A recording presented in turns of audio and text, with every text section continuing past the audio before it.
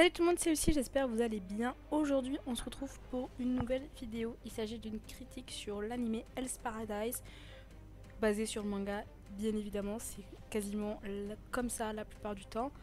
En tout cas, j'espère que vous allez bien déjà dans un premier temps. Ensuite, évidemment, il va y avoir une partie avec les spoils où je vais pas hésiter à donner mon avis sur les personnages, sur l'histoire, de manière plus précise. Pour ceux que ça intéresse d'avoir quand même mon avis sans spoil, je vous invite à regarder les chapitres de la vidéo et à vous rediriger vers la fin. Et évidemment, je tiens à souligner, comme à chaque fois que je fais une critique, que ça reste mon avis personnel, avec mes goûts personnels. C'est totalement subjectif, c'est en fonction de mon attachement envers les personnages, de ce que j'aime, de ce que j'aime pas, etc., etc. Donc vous avez le droit de ne pas être d'accord. Dans ces cas-là, n'hésitez pas à m'en faire part dans les commentaires en étant gentil, que ce soit avec moi ou avec vous. Donc, en tout cas, pour ceux qui sont prêts, je vous dis, c'est parti.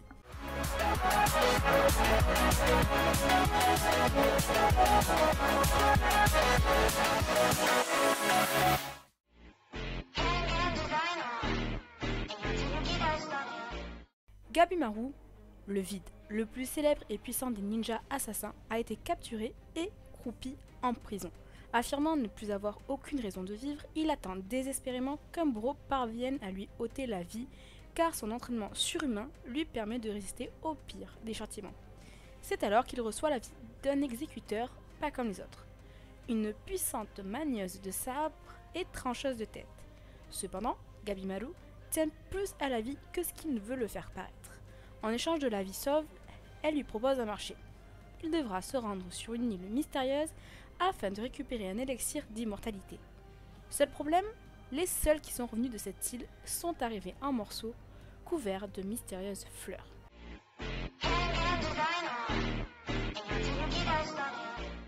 En vrai, ce qu'on peut pas retirer à l'anime Hell's Paradise ou à l'animation, c'est juste la qualité visuelle qui est assez marquante. Elle nous est proposée par le studio MAPPA, qui est réputé, pour ceux qui connaissent Jujutsu Kaisen, Attaque des Titans. Et franchement, on va pas se mentir, c'est une animation qui est fluide, qui est dynamique. Les scènes de combat sont super parce que c'est super bien amené, les chorégraphies sont violentes, mais elles sont à la fois jolies. Et franchement, il y a vraiment une très bonne gestion du rythme et surtout de la tension. Vraiment, c'est un animé, évidemment, je vous parlerai de ça plus tard dans l'histoire, mais en termes de rythme qui est donné, je sais pas ce qui est fait dans le manga, mais en tout cas, là, il n'y a pas de temps ou de pause, entre guillemets, où les moments d'explication sont trop longs ou des trucs comme ça. Là, c'est vraiment super bien rythmé. Si on veut aller plus loin, la colorimétrie est vraiment top. C'est un anime qui se veut quand même super coloré visuellement, malgré une ambiance qui est vraiment très sombre, très glauque, très liée sur la mort. Les décors de l'île sont magnifiques avec toutes ces fleurs, avec ces monstres plus bizarres les uns que les autres.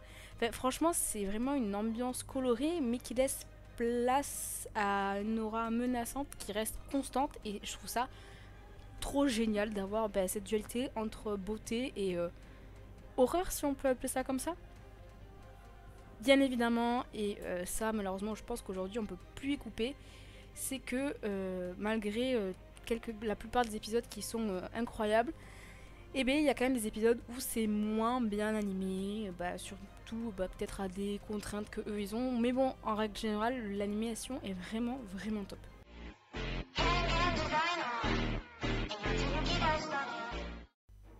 Bon, alors comme d'habitude, on a le personnage principal, Gabimaru, qui se veut assez sombre, etc., ce mystérieux. Et là, dans cette animation, cet animé, on a une galerie de personnages qui est assez nuancée, ils sont variés. Vraiment, il y a chaque caractéristique, type de personnage auquel vous pensez est représenté. Donc, on va commencer par Gabimaru. Comme je vous l'ai dit, tout simplement, c'est un assassin, un ninja, qui est vraiment très très redoutable, mais qui pour lui n'a plus aucune raison de vivre, mais son humanité ressurgit, notamment à travers l'amour qu'il a pu avoir pour sa femme, ou en tout cas sa pseudo-femme. C'est vraiment un personnage qui se veut très intriguant, je suis très déçue par lui, notamment à la fin. Alors je sais que ceux qui ont vu le manga savent ce qui se passe, mais moi en tant que personne qui regarde l'anime, je sais pas du coup si j'aime ou pas ce personnage. Est-ce que finalement c'est un gros con ou est-ce que c'est quelqu'un qui juste se fait manipuler? Je ne sais pas. En tout cas, Gabimaru est plutôt intéressant, même s'il reste assez plat entre guillemets, j'aime bien ses flashbacks. Après, évidemment, il y a tous les autres condamnés à mort, mais bon, pour eux, franchement, il n'y a pas de grand intérêt, à part la ninja assassin là, qui joue de ses charmes pour tuer les hommes, notamment. Évidemment, ce qui est intéressant dans tous les personnages, c'est aussi différent les autres, c'est leur personnalité qui diverge. On s'attache à des gentils, on s'attache à des méchants, entre guillemets, hein. Les méchants disent les condamnés à mort, on s'attache à des gentils, les trancheurs de tête, mais on déteste aussi certains trancheurs de tête qui en fait finalement sont pires que les condamnés à mort. Et là où les personnages ont tout leur sens, c'est comment ils crevent en fait, c'est vraiment impressionnant, ils ont chacun des morts différentes, enfin c'est vraiment, waouh, c'est un impact assez impressionnant. Je trouve que franchement, que ce soit le protagoniste ou les personnages secondaires, en tout cas qui sont secondaires dans un premier temps, c'est vraiment très bien écrit, personnellement.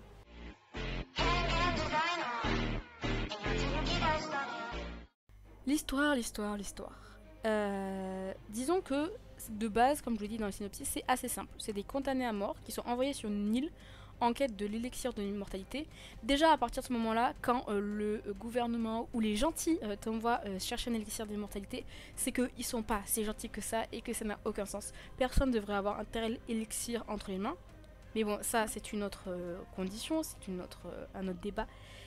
Et ces condamnés à mort sont surveillés par tout ce qui est bourreau, donc au moindre faux pas, hop, ils sont tués. C'est assez simple comme point de départ, même très simple, mais en fait c'est super efficace parce qu'il y a une super évolution, que ça soit du fait de l'évolution psychologique de certains personnages, que ça soit avec des questions qui se sont posées, comment on survit, est-ce que je suis méchant finalement, bah non, peut-être que je vais me repentir, etc. L'île sur laquelle il tombe, c'est une île hyper mystérieuse qui a vraiment des thèmes et des idées de tout ce qui est le jardin d'Éden, je trouve personnellement. Mais c'est aussi beaucoup en cherchant sur Internet, donc vous dire que ça ressemble à la mythologie bouddhiste, taoïste, avec là où on rencontre des monstres plus étranges les uns que les autres. Si on peut appeler ça des monstres, est-ce que ça serait pas des humains un peu revisités? On ne sait pas.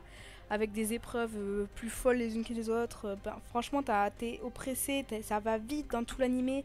Il n'y a pas un moment où on se dit ouais, c'est long, je sais pas. Franchement, les épisodes se regardent, mais d'affilée, sans pause. Il faut des moments d'explication, sinon ça n'a aucun sens. Arrive un moment où t'as que de la baston de A à Z, c'est pas forcément le truc le plus sympa à regarder. Alors, en fait, ce qui est aussi intéressant, c'est que la violence dans tout l'animé est à cause de l'homme. Et c'est là où, quand je vous disais, on sait pas, on finit par détester les gentils parce que c'est des méchants, on adore les gentils, les méchants parce que c'est des gentils. Et c'est là où en fait t'as une grosse frontière entre qu'est-ce qui te veut bien, qu'est-ce qui te veut mal. C'est totalement flou, c'est tellement propre à chacun. Je parle dans l'animé, c'est propre à chacun, là ça vient de la vie. Et ce rythme qui est à la fois super rapide, mais des fois c'est très déséquilibré par rapport aux personnages qu'on rencontre, à certains d'autres faits psychologiques qui se passent, qu'en fait l'histoire est folle. Moi j'ai adoré, je suis restée bouche bée du A à Z, bon sauf le moment où on était concerté vers la jeune trancheuse de tête, un peu rien à péter. En revanche, la fin, je suis un peu restée sur le cul, je ne m'y attendais tellement pas. Je suis très déçue que Gabi Meroux, entre guillemets, revienne comme il était avant, c'est-à-dire juste un tueur sans cœur. Je sais pas ce qu'ils lui ont fait, je sais pas si c'est sa vraie nature de base qui va ressurgir, ou c'est le fait qu'en fait il se soit fait laver tellement de fois le cerveau qu'en fait il a un auto-reboot si vous préférez et qu'il redémarre tout seul. Je sais pas. J'ose espérer que c'est la deuxième version parce que si c'est la première je vais être super déçue, donc j'ai vraiment hâte de regarder la saison 2. Oui, je pourrais lire le manga, mais franchement j'ai déjà beaucoup trop de choses à lire, je peux pas tout hacher, c'est pas possible.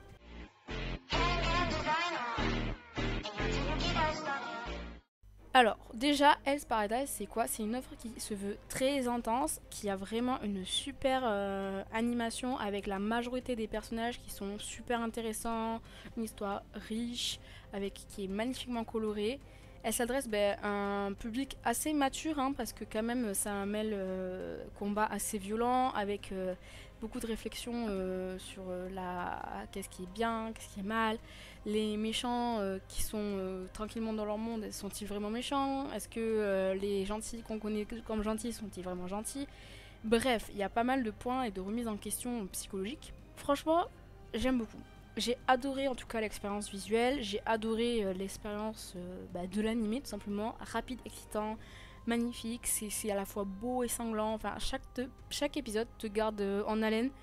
Après, c'est vrai que c'est pas le genre d'anime où j'ai eu une attache particulière, émotionnellement parlant, au personnage. Mais pourtant, je suis à fond du début à la fin. En tout cas, pour ceux qui connaissent, n'hésitez pas à me donner votre avis en commentaire, je serais ravie de vous lire. Et pour les autres, n'hésitez pas à me dire si vous comptez le regarder ou pas. En tout cas, moi je vous dis à la semaine prochaine pour une nouvelle vidéo.